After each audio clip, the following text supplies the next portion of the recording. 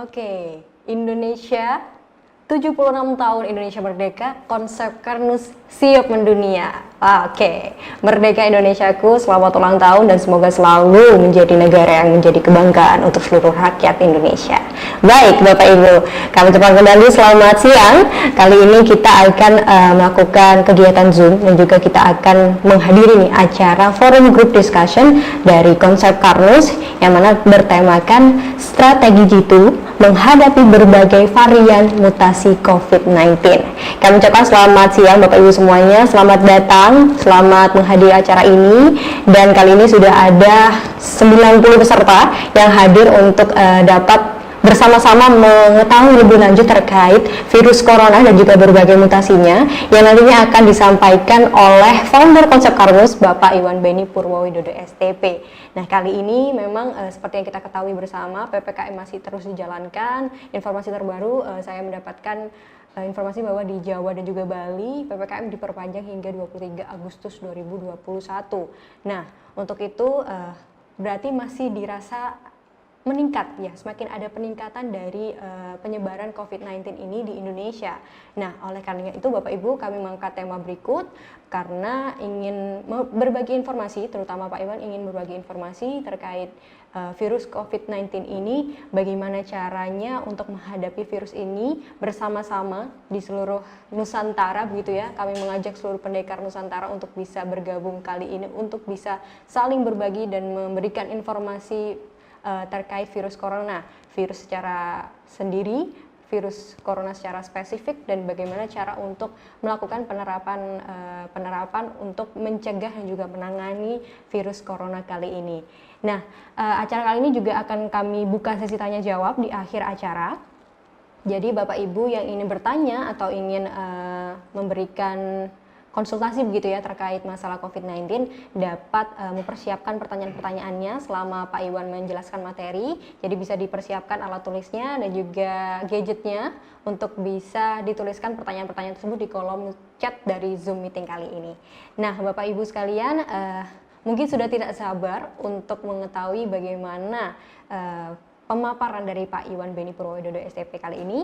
Dipersiapkan dulu sinyalnya, dicek ya Bapak Ibu agar selalu dalam kondisi yang on begitu agar pemaparan dari Pak Iwan kali ini dapat diterima dengan baik dan juga secara optimal. Nah, jangan lupa untuk Bapak Ibu penanya beruntung akan ada kejutan juga, akan ada hadiah spesial dari toko Karnus. Jadi bisa dipersiapkan pertanyaan-pertanyaannya secara matang begitu ya Bapak Ibu. Nanti juga akan kami berikan kejutan yang lain. Pada hal ini kita akan memberikan informasi-informasi spesial yang nantinya menjadi hal-hal yang baru begitu ya dari Bapak Ibu sekalian. Oke, langsung saja. Dengan semangat 45 karena sekarang 17 Agustus kita sapa dari Bapak Iwan Beni Purwowidodo STP selaku founder dari konsep Karnus. Selamat siang Pak Iwan. Selamat siang, semangat pagi. Semangat pagi, oke, memang harus semangat pagi dimanapun kapanpun harus tetap semangat, apalagi sekarang 17 Agustus nih Pak Iwan, benar ya Pak Iwan? Ya, 17 Agustus dan barusan kita menyanyikan lagu Indonesia Raya yang sangat yang membuat kita harus sadar bahwa kita sudah merdeka dan wajib mengisi kemerdekaan ini. Oke, siap. Nah, Pak Iwan, kali ini karena memang kondisi penyebaran COVID-19 ini ternyata masih banyak tersebar di seluruh Nusantara, maka pasti seluruh pendekar Nusantara dan juga audiens yang hadir kali ini tuh penasaran nih Pak Iwan, bagaimana caranya agar diri dan juga keluarga terbebas dan terhindar dari virus corona atau COVID-19 kali ini. Jadi bisa langsung saja disampaikan Pak Iwan bagaimana sebenarnya virus dan juga bagaimana penerapan konsep Karnus terkait virus COVID-19. Silakan Pak Iwan. Ya, baik. Assalamualaikum warahmatullahi wabarakatuh. Salam sejahtera untuk kita semuanya. Bapak Ibu, pada pagi ini alhamdulillah kita bisa berkumpul dan alhamdulillah kita bisa merayakan hari kemerdekaan negara kita yang ke-76, Dirgahayu Republik Indonesia, dengan tagline bahwa Indonesia tangguh dan tumbuh. Ya. Nah, baik pada pagi hari ini saya ingin mengajak Bapak Ibu untuk sedikit berpikir dan mungkin pembahasan kayak saya pada hari ini agak dalam karena yang kita hadapi adalah masalah yang cukup serius, sehingga disinilah kita akan diuji seberapa besar, seberapa mau kita belajar dan seberapa mau kita untuk berpikir. Nah, saya awali acara ini dari banyak hal ya. Yang pertama itu adalah, mungkin bisa tolong slide saya. Ya, jadi saat ini banyak sekali antara hoax dan fakta itu tidak jelas. Jadi ada perang sosmed, masalah corona, kemudian masalah masyarakat kena dampak mulai ekonomi sampai risiko kematian. Tiap hari kita dengar berita duka dari saudara kita, sahabat-sahabat kita. Kemudian terjadi konflik horizontal di masyarakat. Kemudian yang ramai juga antara masyarakat dengan pemerintah juga semacam ada konflik. Dan banyak orang pintar, banyak pendapat di media yang makin membuat bingung masyarakat. Jadi ini saya gambarkan seseorang yang sangat bingung dengan situasi ini. Oleh karena itu saya akan ngajak Bapak Ibu, ayo kita gunakan akal dan pikiran kita. Dunia ini ada yang menciptakan. Sang pencipta menempatkan sistem dan aturan pada semua makhluknya. Jika ada penciptaan, maka yang diciptakan pasti punya aturan. Pasti disematkan oleh sang pencipta, ada aturan yang diciptakan. Negara didirikan oleh founder kita, otomatis ada aturan di negara yang didirikan oleh founder kita. Mobil kita buat, pasti ada aturan di mobil itu. Maka saya mengajak Bapak Ibu untuk bacalah bersama Tuhanmu. Ayo kita membaca, berpikir, merenung, mengenal bahwa Dia adalah Sang Pencipta. Dan Dia mengajarkan manusia apa yang tidak diketahuinya. Lalu kita berdoa minta petunjuk sebagai dasar menentukan langkah menuju kesembuhan dan kemenangan. Setelah kita mau membaca, maka Sang Pencipta sudah berjanji akan mengajarkan kepada manusia pengetahuan yang tidak kita ketahui. Asal kita mau membaca. Membaca itu bukan sekedar membaca, tapi kita berpikir dan merenung. Setelah itu kita berdoa.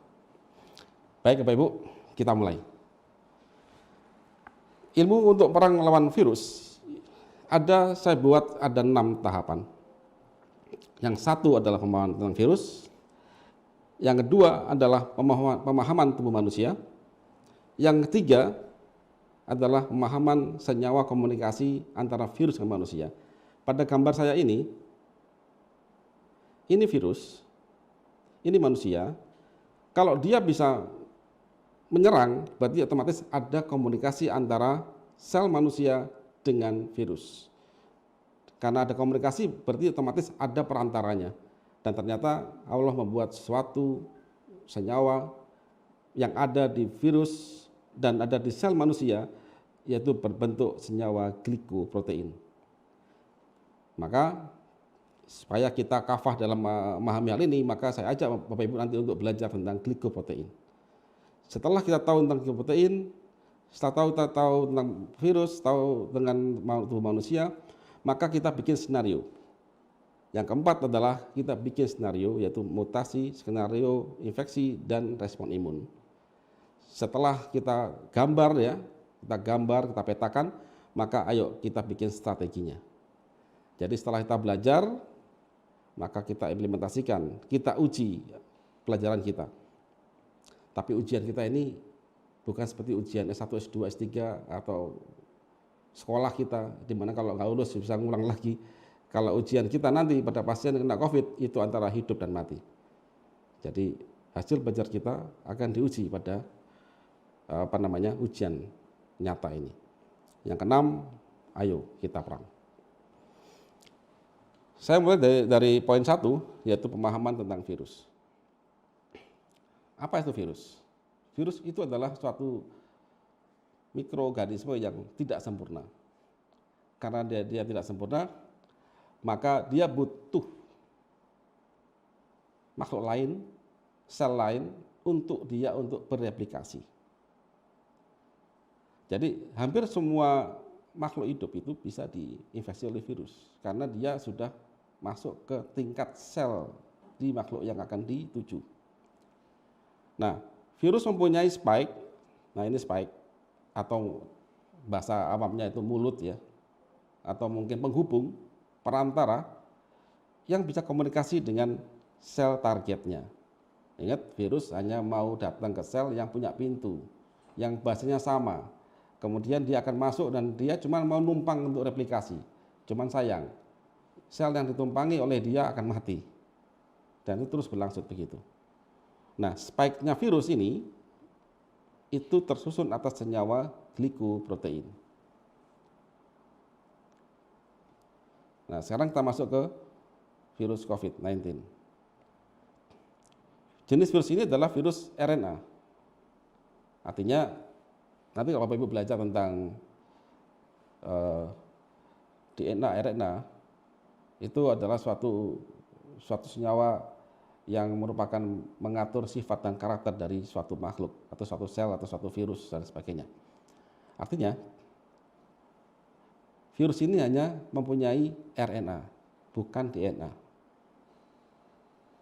Secara garis besar, saya singkat bahwa kalau virus dari RNA itu sangat mudah untuk mutasi. Kemudian, virus ini dilengkapi tentakel ya ini. Jadi, atau spike yang berupa glikoprotein, yaitu senyawa gula yang berikatan dengan backbone protein. Nah, nanti kita akan pelajari pada step ketiga ya. Sementara Bapak Ibu yang backgroundnya di luar biologi ya, sementara diingat aja ada senyawa glikoprotein yang menyusun spike-nya virus. Terus virus ini akan mencari target, mencari sel yang mempunyai pintu yang bisa dimasukin oleh spike-nya ini. Ingat, spike itu adalah bahasa komunikasi. Artinya kalau dia mau datang, mau masukin, otomatis dia mencari sel yang punya komunikasi yang sama dengan dia. Nah, yang dituju oleh virus ini, COVID-19, itu adalah semua sel yang mempunyai reseptor ACE2, Angiotensin Converting Enzyme 2. Apa itu ACE2? Nanti kita bahas. Sementara dipahami dulu bahwa virus COVID ini akan mencari sel yang mempunyai reseptor ACE2. Pintunya pintu ACE2. Di mana dia? Pada manusia banyak sekali Bapak Ibu. Ada sel pencernaan, pembuluh darah, sel paru, sel jantung, dan lain-lain. Artinya apa sih tandanya? Yaitu sel yang dia bisa mengkerut dan melebar. Kalau bisa mengkerut pasti ada melebar. Semua kehidupan ini seperti kalau di bahasa Cina itu yin dan yang, hitam dan putih. Pasti ada pasang-pasangannya, berpasang-pasangan. Jadi pembuluh darah bisa mengkerut, pasti dia bisa melebar. Begitu. Kalau mengkerut terus, ini pasti akan terjadi banyak hal yang tidak diinginkan. Demikian juga kalau melebar terus, pasti juga terjadi hal yang tidak diinginkan. Jadi ini akan berirama di situ. Nah, ACE2 adalah suatu reseptor sel pada organ-organ yang tadi saya sebutkan, yang tugasnya punya khusus untuk bypass. Nah, nanti kita pelajari. Kemudian setelah dia masuk, maka dia akan replika di dalam tubuh sel yang sudah berhasil dimasukin tadi. Nah, tubuh manusia akan merespon karena manusia punya sistem imun. Jika sistem imun tidak terkendali, akan ada badai sitokin. Nah, badai sitokin inilah yang akan menyebabkan sel imun menyerang sel yang tubuhnya sendiri, yang sudah terinfeksi virus tadi. Makin banyak yang terserang oleh sel imun kita, maka terjadilah kematian yang masif, ditambah kematian akibat infeksi virus. Jadi ini akan membuat fatal pada pasien yang terkena infeksi virus ini. Nah, ini langkah-langkahnya. Jadi pertama kali ya, satu, ini virus ini mendekati sel yang mempunyai reseptor ACE2. Tolak ini yang mana ungu ini adalah reseptornya. Setelah dia ketemu, dia lengket, maka dia akan memerintah sel untuk membuka dan dia lisis. Dia masuk dan dia akan meminjam dapurnya sel, ribosom, ya, replika dan sebagainya, keluar selnya. Keluar virusnya yang baru. Masuk satu, bisa keluar berapa ratus, mungkin ribuan juga ya. Akhirnya sel ini akan mati. Kemudian virus ini ngapain lagi? Dia akan mencari target lagi. Retargeting. Nah, kalau jadi ini lebih dari apa namanya? Kalau bahasa marketing itu, kalau di dunia marketing itu ada dana MLM ya. Jadi satu dan bisa banyak. Nah, ini lebih dari itu. Satu lahir 1000, 1000 akan mencari 1000 sel lagi, dan lahir masing-masing 1000 akan jadi 1000 lagi. Jadi bisa bayangkan sangat masif sekali ya di sini. Nah, sekarang untuk virus sudah cukup. Kita coba tentang manusia. Karena yang diserang oleh virus ini adalah tubuh manusia, maka kita coba pahami tentang manusia. Nah, manusia itu apa sih Bapak Ibu? Manusia adalah organisasi sekian triliun sel. Ingat ya, organisasi. Dari sel akan membentuk organisasi jaringan dulu. Jaringan akan membentuk organ. Organ akan membentuk sistem, dan akhirnya tubuhlah manusia. Di sistem inilah Sang Pencipta menyematkan undang-undang dasar dalam DNA-nya, kemudian akan diderivatkan dalam undang-undang dalam bentuk hormon dan sejenisnya. Nah, kita Bapak Ibu, manusia ini pasti ada pergantian sel. Karena ada sel yang mati dan kita bisa menggantinya. Untuk menggantian sel yang mati butuh nutrisi. Nah, cuman Bapak Ibu perlu dipahami bahwa sel kita ini tidak doyan dengan makanan yang masuk ke tubuh kita. Tapi dia butuh nutrisi sel yang khusus untuk bisa diubah menjadi energi dalam menjalankan fungsi kerja dan untuk regenerasi sel. Jadi ini poin pentingnya.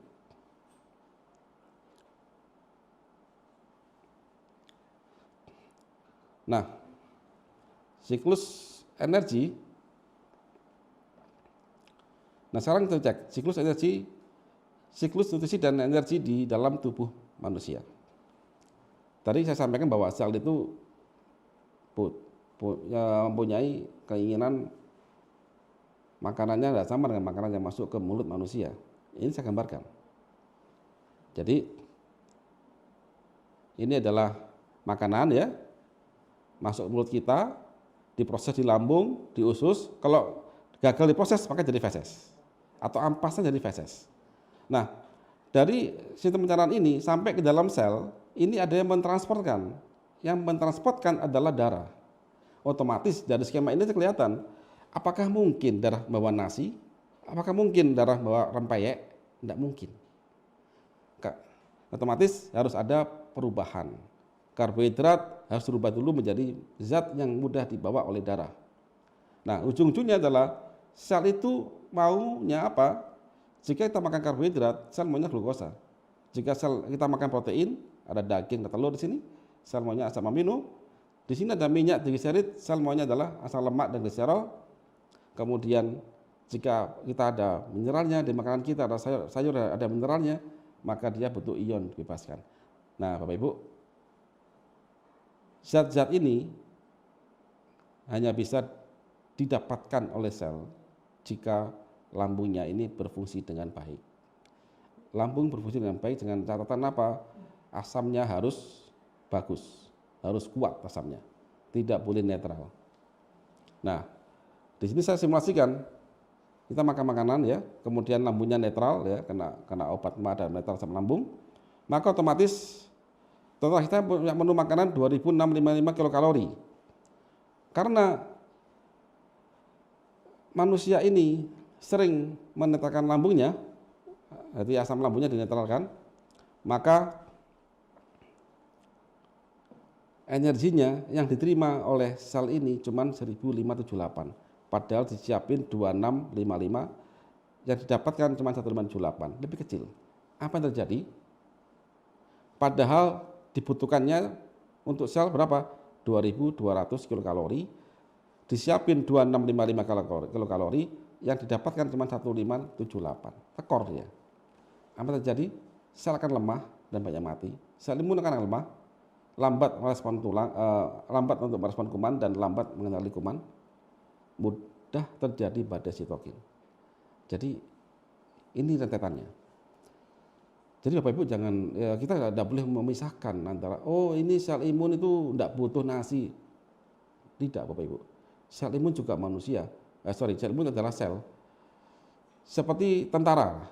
Tentara ini kalau nggak kasih makan, apakah kuat dia berperang? Itu analoginya.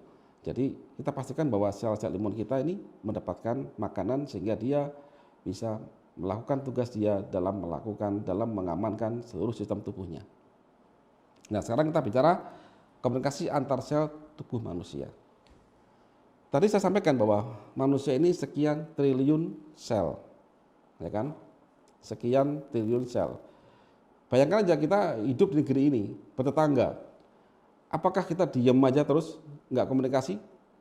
Enggak juga, bukan? Sel juga punya komunikasi antar sel, baik tetangga dia maupun dengan sel imun dia. Seperti kita komunikasi dengan tetangga kita dan komunikasi dengan satpam dan polisi kita. Jadi itu komunikasinya. Nah, setiap sel tubuh manusia mempunyai reseptor untuk menerima sinyal komunikasi. Kalau kita ini dalam kehidupan sehari-hari, kita punya mulut bisa komunikasi. Jadi mulut ini adalah reseptor.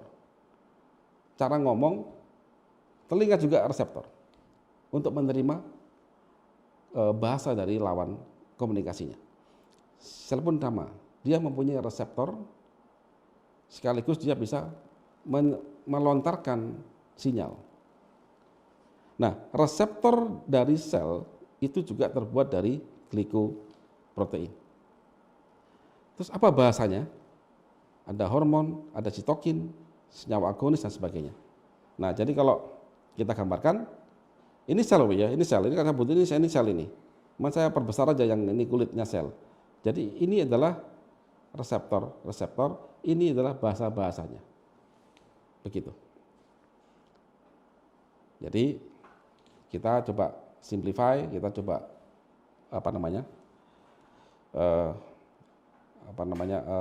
lebih sederhanakan bahwa sel juga bisa bicara dengan tetangga dia maupun dengan aparat pengaman dia ataupun dengan musuhnya dia. Dia bisa bicara, bisa komunikasi. Nah, sekarang kita bahas reseptor ACE2 pada tubuh manusia. Nah, reseptor ini adalah reseptor yang akan dituju oleh virus COVID-19 itu. Apa sih ACE2 ini? Jadi, ACE2 itu adalah singkatan dari angiotensin converting enzyme 2. Angiotensin converting enzyme. Kalau dibaca Indonesia suatu enzim yang mengkonversi angiotensin 2. Nah, itu aja paling gampang. Satu enzim yang mengkonversi. Enzim itu apa? Memotong. Nah, itu aja. Merubah. Itu tugas enzim. Apa yang dirubah? Angiotensin 2. Nah, sekarang coba kita pelajari secara besar. Jadi gini, Bapak Ibu. Ada organ ginjal dan organ liver. Liver ini akan memproduksi namanya angiotensinogen, artinya dia memproduksi bahan baku atau calon hormon angiotensin. Targetnya siapa? Yaitu sel pembuluh darah, ya, pembuluh darah. Tapi sel pembuluh darah ini hanya bisa menerima angiotensin 2. Nah, ini ingat, dari liver angiotensin aja, angiotensinogen, yang diminta oleh reseptor sel paru-paru, pembuluh darah, jantung itu adalah angiotensin 2. Berarti ada yang berubah. Oke. Dari liver akan ketemu enzim renin dari ginjal untuk merubah angiotensinogen menjadi angiotensin 1. Kemudian angiotensin 1 akan dirubah lagi oleh paru-paru, oleh ACE ya, menjadi angiotensin 2. Inilah yang akan masuk diterima oleh sel yang mempunyai reseptor angiotensin 2. Apa yang terjadi? Tugasnya angiotensin 2 itu adalah memerintahkan, sel paru-paru, kamu segera mengkerut. Nah, itu perintahnya begitu. Kamu segera mengkerut. Maka dia mengkerut. Gitu kan? Nah, bayangin Bapak Ibu, ada 10 perintah untuk mengkerut. Dihitung oleh tubuh. Kalau 10-nya ini mengkerut semuanya, maka ini paru-paru nggak akan bisa mengembang, kapan mengembangnya gitu. Makanya di sini ada kopling, yaitu namanya ACE ini. mengkopling dia, ya kan? ACE2 ini. Nah, jadi angiotensin ini ACE ini merubah satu menjadi 2. Nah, kemudian begitu ada ACE2 ini, maka tolong ada 10 angiotensin 2 ini yang dirubah oleh ACE2 ada 5, sehingga hanya 5 yang diterima oleh sel untuk mengkerut. Jadi gitu. Jadi kalau di mobil begini, Bapak Ibu mau ngegas mobil gaspol, di depan ada mau nabrak, yang paling gampang Anda kopling. Begitu Anda kopling, otomatis meskipun Anda gaspol pun itu mobil tidak akan jalan. Itulah tugas angiotensin converting enzim 2. Dia mengkopling. Begitu. Nah, terus apa yang terjadi jika ACE2 ini dikuasai oleh virus? Nggak ada kopling. Jadi bayangin ibu nyopir nggak ada kopling, sudah masuk gigi 2, gigi 3. Apa yang terjadi? Ya mobil itu akan terus jalan, nggak ada yang membypass kekuatan dari mesin tadi. Makanya pada mereka yang terkena COVID-19, kalau sebagian besar ACE itu dikuasai, ya detak jantung akan naik, tensi juga akan naik, paru-paru juga sulit untuk menerima oksigen karena dia mengkerut terus, nggak bisa ngembang, begitu. Jadi ini yang dilakukan oleh virus ya, dan yang dilakukan oleh ACE2 tadi. Oke, jadi intinya adalah peran ACE2 adalah sebagai bypass atas perintah hormon angiotensin 2 untuk dia dilatasi, melebar, sehingga pembuluh melebar, paru pun mengembang. Jika dikuasai oleh virus, maka akan menyempit terus. Ya, gimana kita bisa ngambil oksigen?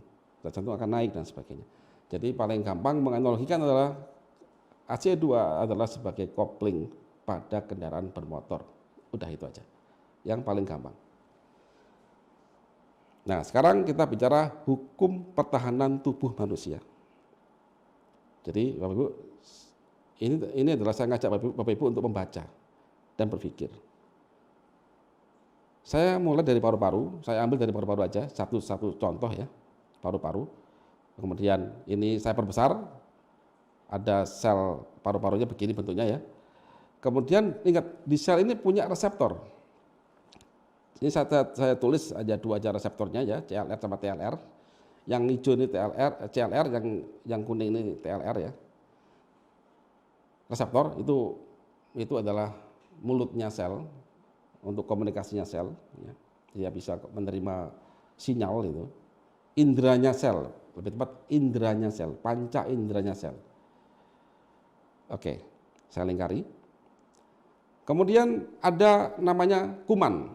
Kuman ini ada bakteri, ada virus, ada parasit, ada yeast dan sebagainya. Nah, kuman ini punya namanya dalam bahasa biologi ya, itu PAMPS, Pathogen Associated Molecular Pattern.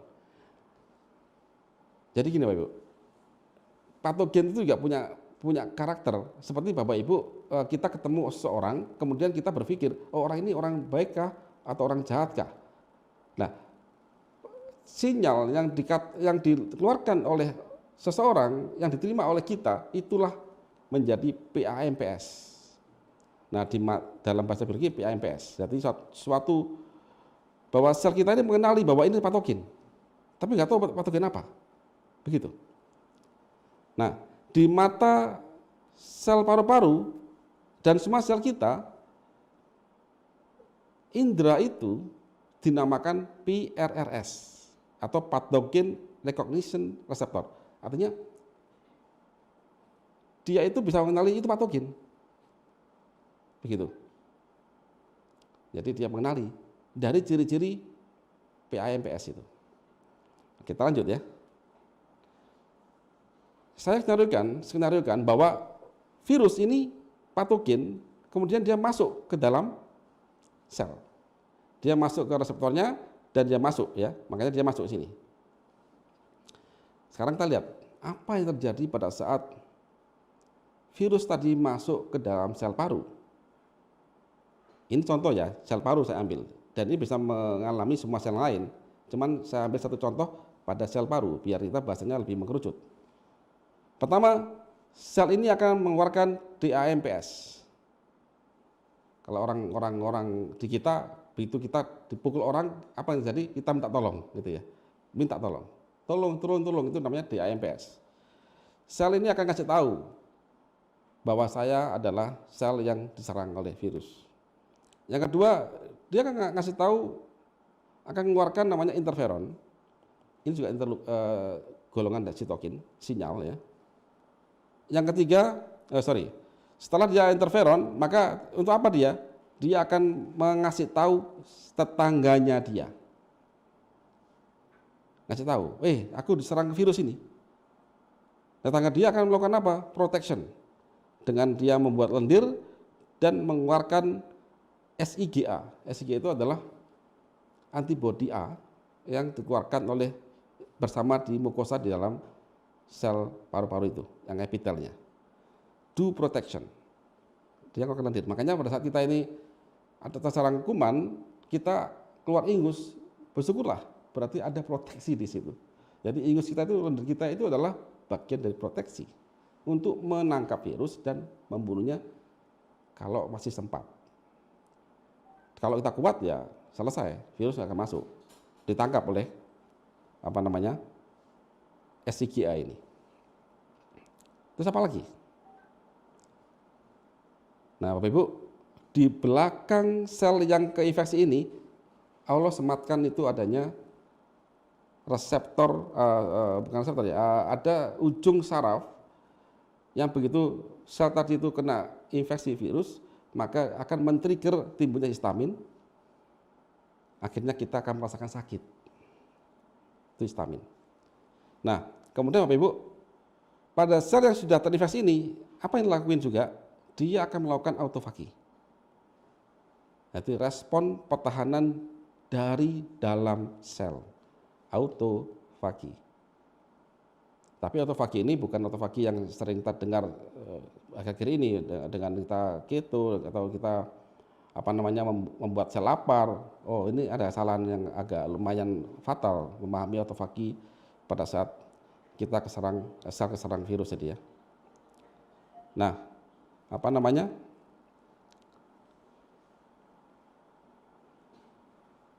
demikian juga pada kita punya sel imun, yaitu makrofag. Bapak Ibu, di paru-paru ini juga ada sel imun yang dia patroli makrofag. Dia punya juga PRRS. Dia punya loh sinyal juga. Oh, lawang orang sipil aja, sel sipil aja punya sinyal, punya kemampuan mendeteksi bahwa itu kuman atau bukan, apalagi ini polisinya.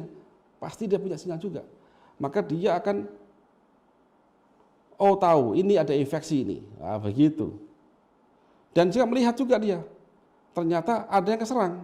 Karena sel paru-paru tadi yang terinfeksi mengeluarkan sinyal di AMPS. Tolong gitu. Dia tahu.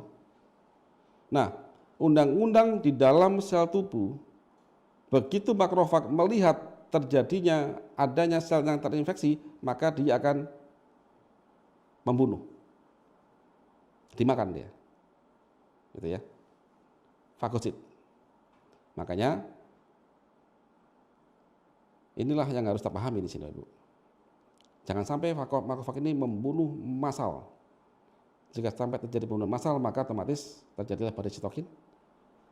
Manusia ini akan terserang dua hal. Pertama, kematian sel akibat virus. Yang kedua, kematian sel akibat fagosit dari sel imun.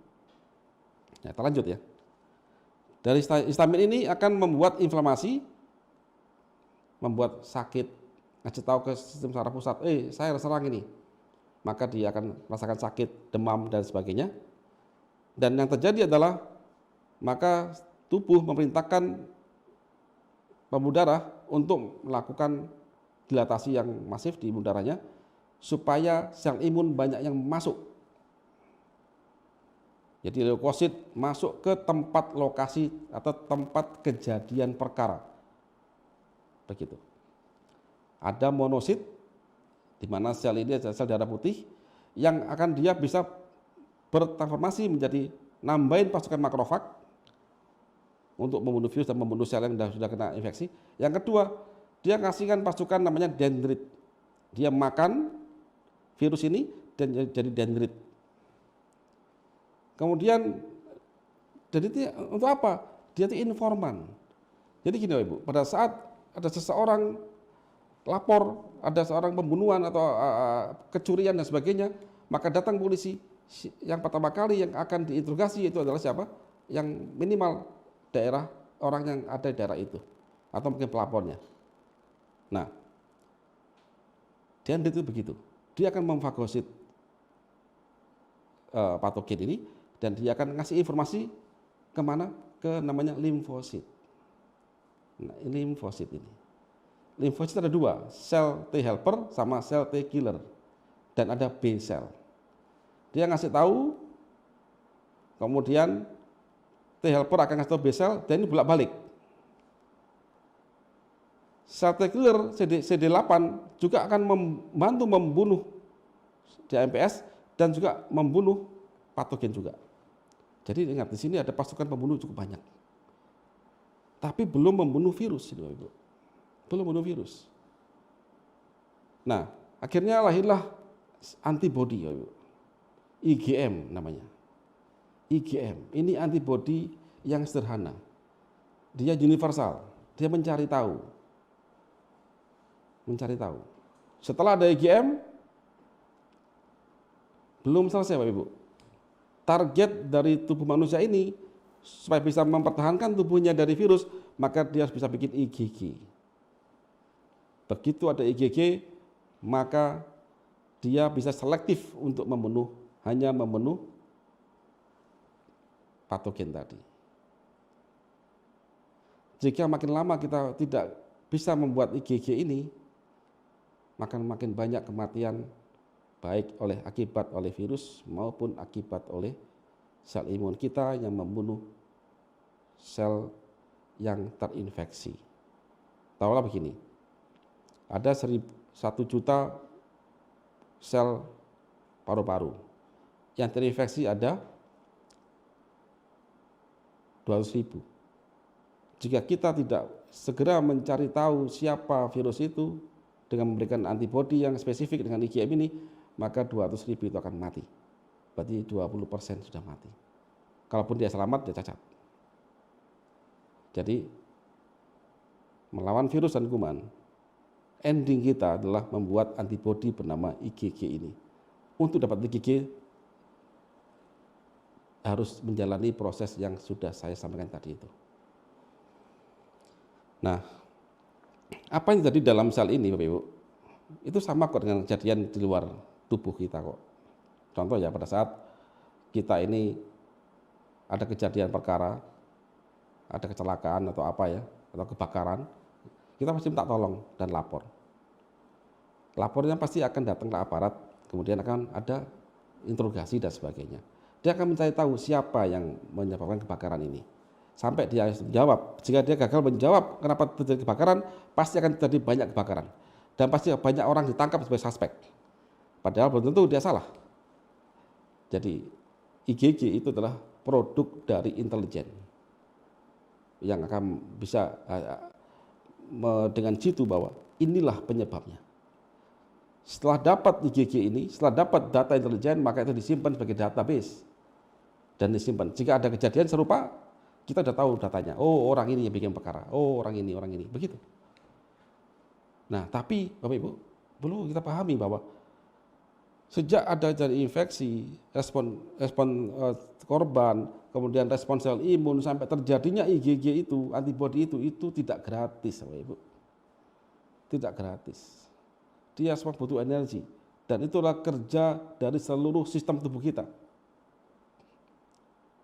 Tidak bisa dengan 1-2 obat selesaikan. Sampai sekarang virus tidak ada obatnya. Dan ternyata yang bisa ngobatin virus ini apa? Sistem imun tubuh kita. Seberapa canggih, seberapa cerdas sistem imun tubuh kita. Bukan seberapa kuat, Bapak Ibu. Nah, jadi dilihat dari pattern ini, hati-hati, Bapak Ibu. Jangan sampai cuma memperkuat imun saja. Dengan mempersenjatai, atau makrofag ini dipersenjatai. Tolong kita hanya ngasih senjata ke makrofag ini aja, tanpa kita latih kecerdasannya. Ini sama saja kita ngasih senjata contohnya ke aparat reguler yang canggih, tapi kita tidak ngasih kecerdasan dalam sisi intelijen, maka senjata itu akan salah gunakan, akan membunuh banyak korban. Nah, oke. Tadi adalah aturan atau hukum pada sistem imun pada tubuh kita. Nah, sekarang coba kita cek lebih dalam lagi. Tadi kan saya bicara tentang PAMPS dan PRRS. Jadi bakteri, virus, parasit, yeast itu punya ciri-ciri, punya suatu molekul, suatu tanda yang di mata sel kita, di mata sel ini, ya, di mata sel ini, bahwa mereka adalah kuman. Namanya PAMPS. Nah, sebaliknya di dalam sel kita ini itu namanya ada PRRS. Nah, siapa aja dia? Lah ini TLR, CLR, NLR dan RLR. Ini ada di dalam kulitnya sel kita dan juga ada di dalam sitoplasma sel kita. Nah, yang di dalam inilah Bapak Ibu, sensor yang dalam ini yang akan bertugas sebagai autofagi. Jadi pada saat kita di luar, kita punya sensor, pada saat dia masuk ke dalam, kita punya, dan kita kasih satu kesempatan. Jadi sel tadi, begitu dia keinfeksi, maka dia punya satu kesempatan terakhir untuk mempertahankan dia, yaitu dengan jalan autofagi. Apa autofagi itu analoginya? Begini Bapak Ibu, jika kita ketemu seorang yang jahat sama kita bisa menghindar. Jika masih bisa. Jika sudah tidak bisa menghindar dan dia mendekati kita dan dia memukul kita punya satu chance, kita balas dia dalam pertarungan.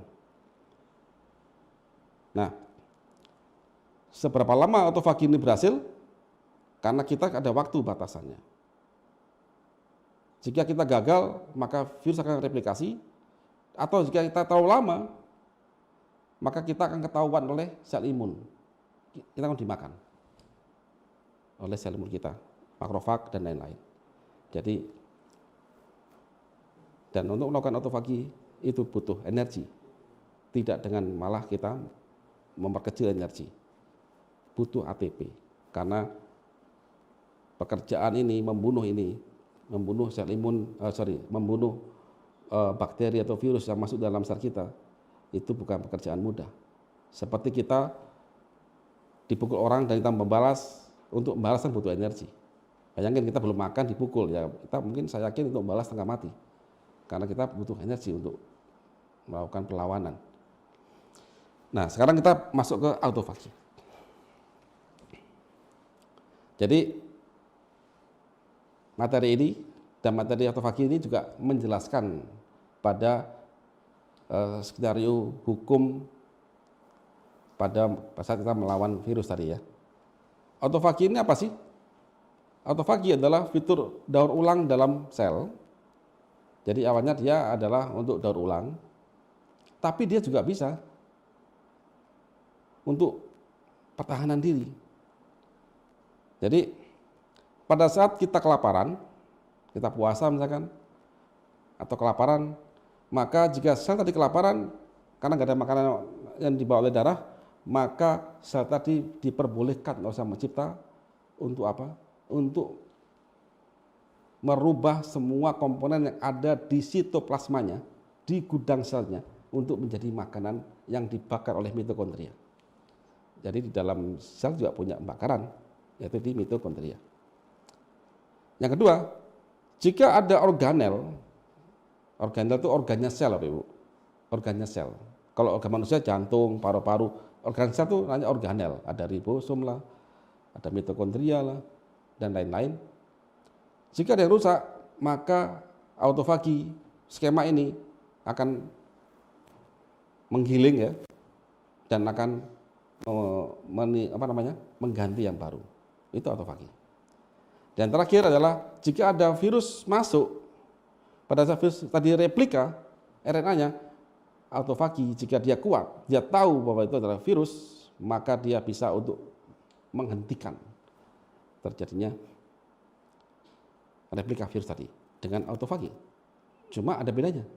Kalau autofagi untuk menghentikan virus, replika virus, itu butuh energi. Kalau autofagi untuk mendegradasi sitoplasma, itu pada saat sel tadi kelaparan. Jadi jangan sampai kejadian ya, kita perang virus, malah kita bikin sel kita kelaparan. Jangan. Berbahaya itu, Ibu. Nah, oke. Jadi masuk lagi ke slide ya.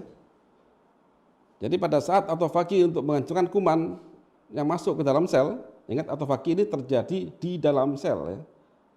Kuman sudah masuk dalam sel, autofagi terjadi di dalam sel, maka dia butuh butuh ATP, energi sel. Nah, di sini Bu. Jadi pada saat ada infeksi masuk, maka akan men-trigger, PRS ini akan men-trigger terjadi autofagosum, akan mengaktifkan lisosom. Ini dalam satu ada suatu bagian yang dia penuh racun.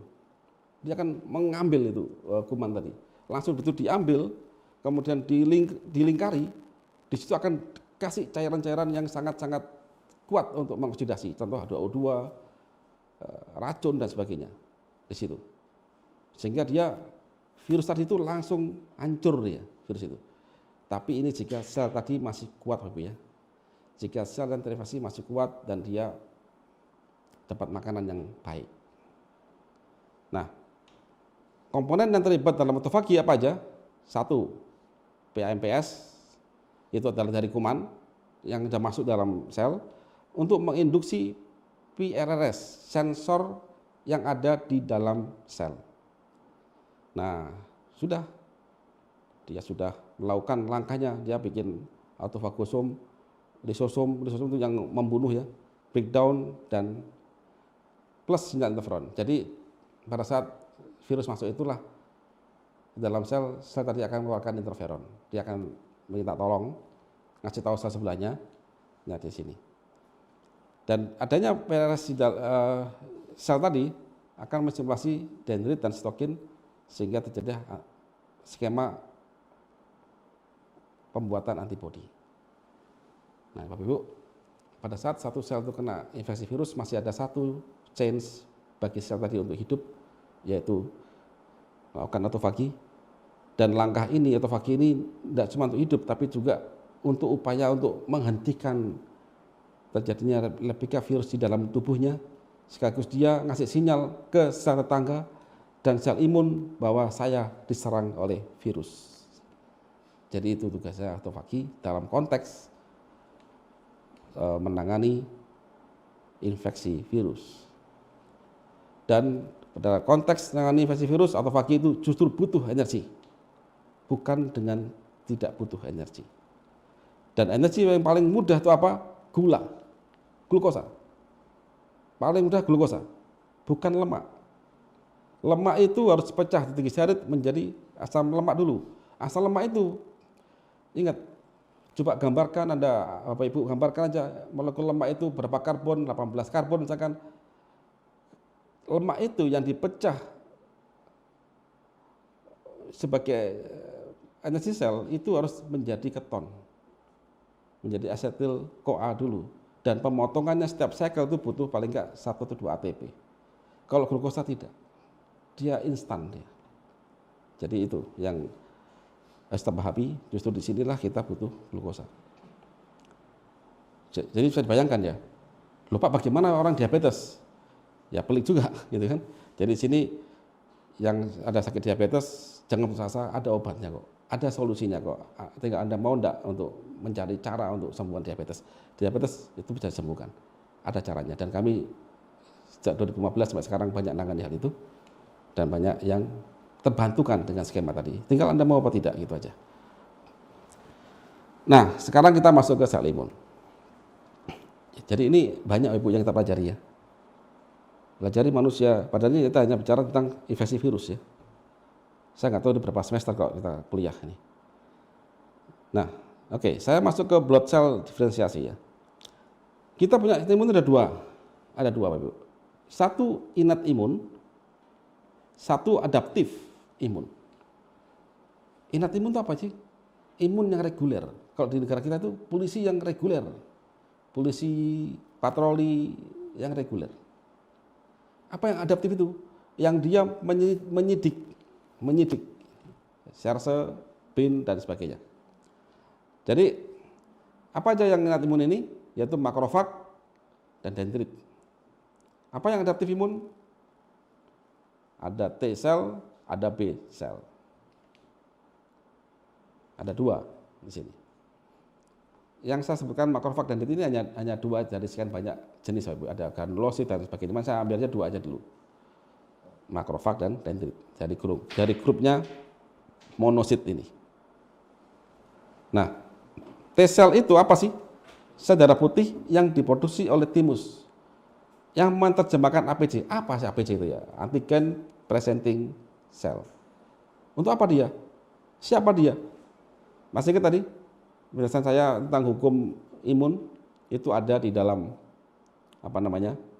dua slide tadi di awal. APC itu adalah suatu informan yang dilakukan oleh dendrit. Nah,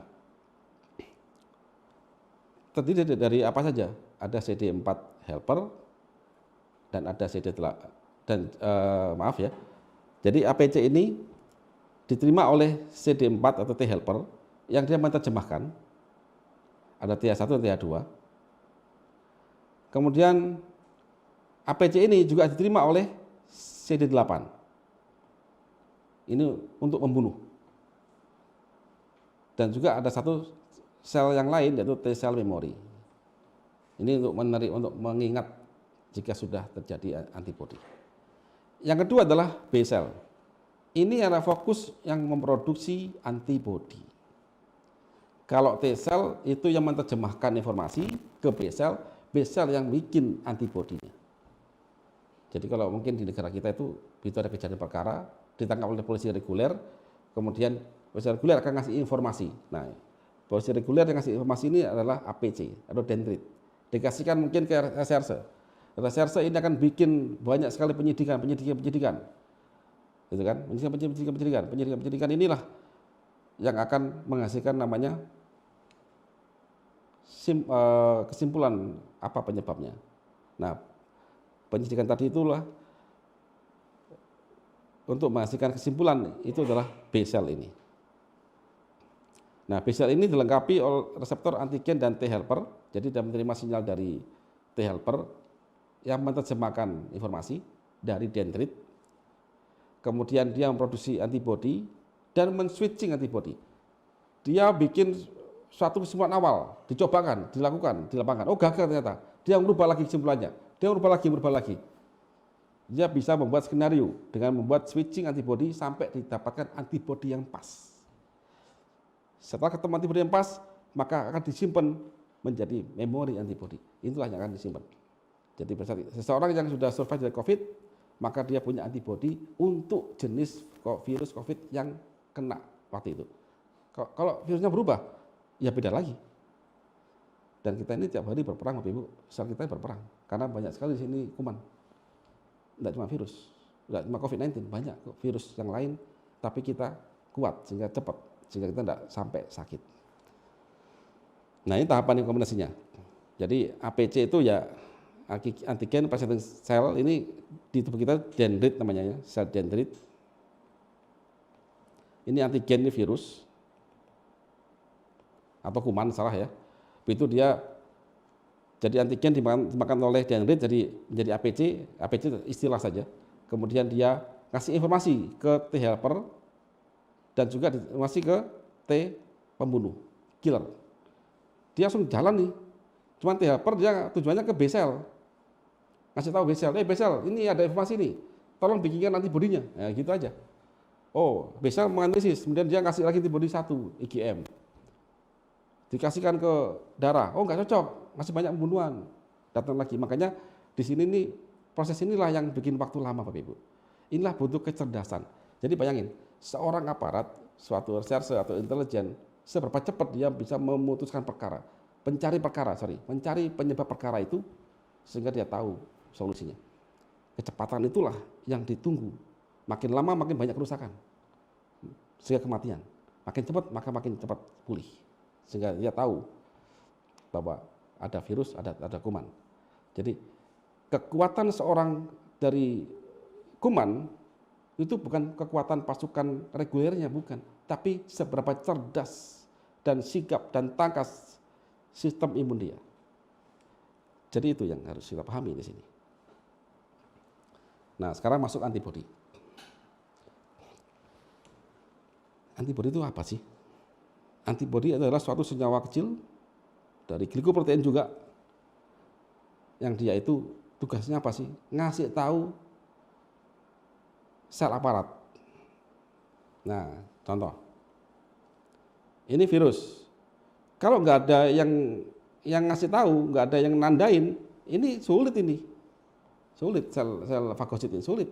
Maka dibutuhkan, dan sel fagosit itu punya penangkap. Nah, itu plek ditangkap langsung dimakan ini. Ya gini. Jadi mudah sekali. Apa analoginya? Oh, begini ya Ibu, paling gampang. Ini mesin ya. Ini mesin 4G63 turbo punya Lancer Revolution.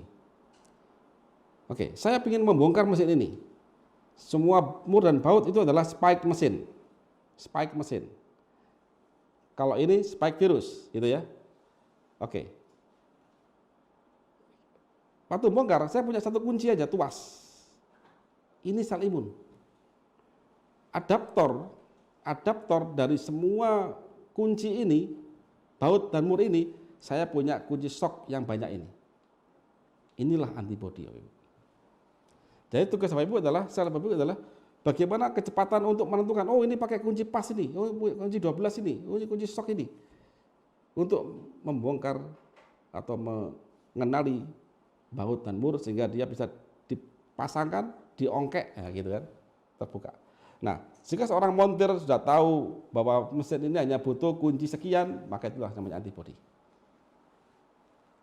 Demikian juga jika tubuh kita tahu bahwa untuk menghadapi virus COVID mutasi ini, oh ternyata dia butuhnya ini kok, oh ternyata butuhnya ini kok, kuncinya ini kok, itu aja. Jadi mudah kan ya, kita belajar antibodi ini nggak usah bikin sulit. Begini cara kerjanya dia. Dan kita bersyukur bahwa sel imun kita yang bisa memfagosit ini banyak jumlahnya, dan dia dikasih banyak sekali reseptor atau mungkin kayak kunci pas begini, tinggal kita mencari apa sih kunci pasangannya, itu aja supaya pas dengan spike-nya virus atau kuman. Dan ini dilakukan oleh setiap kali ada infeksi Bapak Ibu. Tidak cuma virus saja, bakteri juga, parasit pun juga demikian. Skemanya sama, hanya beda ukuran saja. Kalau parasit besar molekulnya, dia butuh banyak kunci, seperti kita membongkar mesin. Kalau virus kecil sehingga dia bisa dimakan, begitu. Jadi itu antibodi. Nah, sekarang saya lebih dalam lagi. Gimana sih bentuk antibodi itu? Ya kayak gini. IgG ini adalah antibodi tujuan untuk masalah virus ya. IgM ini antibodi awal. Kemudian IgA ini adalah antibodi juga termasuk awal yang ada di dalam mukosa sel ya. Ada di dalam mukosa sel. Jadi dia akan bercampur dengan lendir. Makanya saat kita ada infeksi di dalam pernafasan kita, kadang-kadang kita bangun tidur kok keluar lendir. Ya, bersyukurlah itu antibodi Anda bekerja itu. Dia mengenali dan langsung mengeluarkan itu. Setelah dia keluar, segar lagi. Atau saat kita makan sesuatu, terus perut ini sebah itu. Bersyukurlah bahwa di situ ada mucin, ada antibodi, ada mucin lendir yang bercampur antibodi sehingga kita muntahkan keluar banyak lendir di situ. Itu bagian dari pertahanan tubuh. Itu adalah IgA.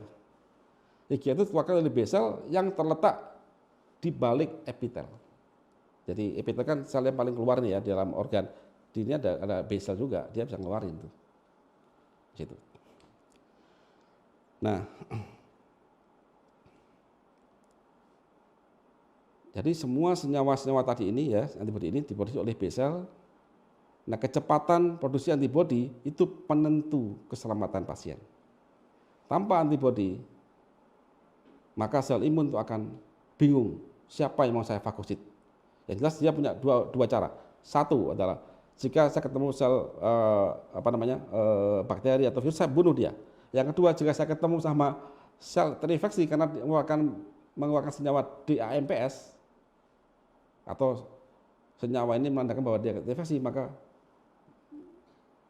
SOP standarnya sel imun adalah dengan cara memfagosit, membunuh. Jadi dua dibunuh, satu virusnya atau kumannya, yang kedua adalah sel yang terinfeksinya.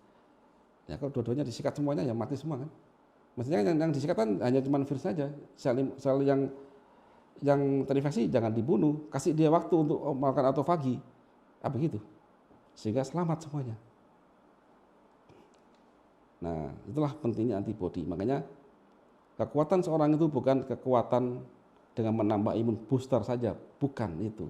Tapi seberapa cerdas sistem imun kita. Nah, sekarang kita masuk ke poin ketiga. Kita belajar tentang glikoprotein.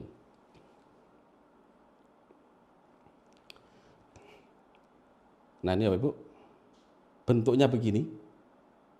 Glikoprotein. Pasti kalau kita yang backgroundnya bukan dari ya biologi atau apa ya mumet lihat ini, tapi gampang aja, santai aja. Senyawa ini itu adalah senyawa dari protein ya yang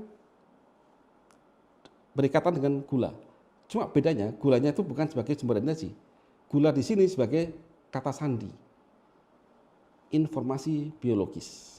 Rantai gula itu sebagai masih biologis. Itu yang akan menempel, itu yang akan menangkap dan sebagainya. Menangkap siapa? Menangkap kuman. Kalau bagi kuman nempel ke siapa? Nempel ke reseptor sel. Begitu. Nah, rantai gula pada glikoprotein berasal dari nukleosida DNA. Nah, fungsinya untuk apa sih senyawa glikoprotein ini? Untuk antibodi, untuk pelindung, pelembab, epitel, reseptor sel, jaringan struktural dan sebagainya. Dia sangat kental, dia lendir bentuknya, dia pengisi sel, dia punya banyak fungsi. Nah, saya gambarkan begini. Intinya adalah senyawa ini terdiri dari protein yang berikatan dengan gula. Nah, itu aja. Ini proteinnya, rantainya. Ini gulanya. Maka jadi ini. Nah, sudah begini. Ini sederhana begini ya. Jadi bayangin kalau ini masing-masing punya. Ya, di situ akan semacam banyak kayak satu tali yang dia punya banyak tentakel. Gitu. Nanti bisa pelajari lebih lanjut, silakan pelajari. Tapi jika ingin memahami ini semuanya ya coba sempatkan waktu untuk belajar glikoprotein. Jadi senyawa ini seperti bulu molekuler yang menjulur ke samping. Nah, kalau saya bikin ilustrasinya begini Ibu. Ini sasis mobil, truk ya. Nah, ini begini. Jika saya kasih bodinya base atau truk, nah ini bedakan. Nah, ini glikoprotein. Yang ini juga senyawa lain, proteoglikan, yang lebih panjang lagi molekul gulanya. Jadi truk, tapi dia akan berujung pada protein. Itulah kenapa Bapak Ibu, pada saat kita belajar di SD dulu ya, protein sebagai apa? Zat pembangun. Itulah fungsi protein. Pada di luar sel, dia akan menjadi acuan tempat dia untuk bergantung, namanya senyawa-senyawa yang lain, glikoprotein. Seperti ini mobil ini, tempat bergantung bodi dan lain-lain, mesin dan lain-lain. Itulah senyawa glikoprotein. Jadi itu bayangkannya. Ini contoh glikoprotein. Kita pahami aja, di sini ada mucin, ada kolagen, nanti penting di paru-paru. Ya. Kemudian ternyata imunoglobulin juga, imunologi molekul juga dari glikoprotein juga. Kemudian enzim juga sebagian dari glikoprotein. Nah, cukup tinggi aja kita pahami pada konteks virus. Yang lain banyak ya. Jadi ini semuanya senyawa glikoprotein Bapak Ibu. Ini virus. Ini tempat saya perbesar tempat